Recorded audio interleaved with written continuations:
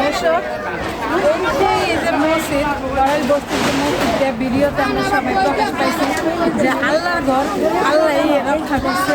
তো দেখুন এই যে মসজিদটা আমি আমার ক্যামেরাতে বন্দি করে নিলাম।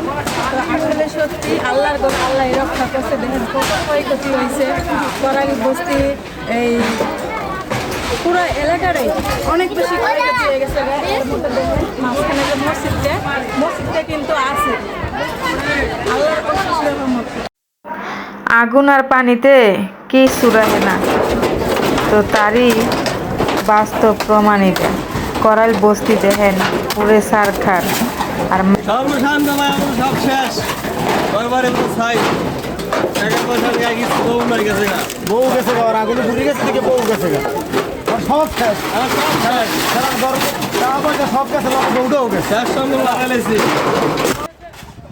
করাইল বস্তিতে ভয়াবহ অগ্নিকাণ্ডে যে পরিমাণের ক্ষয়ক্ষতি হয়েছে, আসলে এই ক্ষয়ক্ষতি বলার মতো ভাষাই নেই। আপনারা এই দেখেন ভিডিওতে সব তুলে ধরতেছি আর কি। কিছু বলতে কিছু নাই। এই মানুষগুলা খুবই অসহায় হয়ে পড়ছে। সব বইয়ের মধ্যে ছাই হয়ে রয়েছে। এগুলো কিন্তু বই, হয়তো বা এই ঘরে হয়তো বা কোনো বাচ্চা লেখাপড়া করছে, এইগুলো বই ছিল। বইগুলো সব পুরো ছাই হয়ে গেছে। কোনো জিনিস আর থাকে না, নাই কোনো জিনিস নাই। এই জায়গায় আপনারা দেখতে পাচ্ছেন বিএমপির লোকেরা এখানে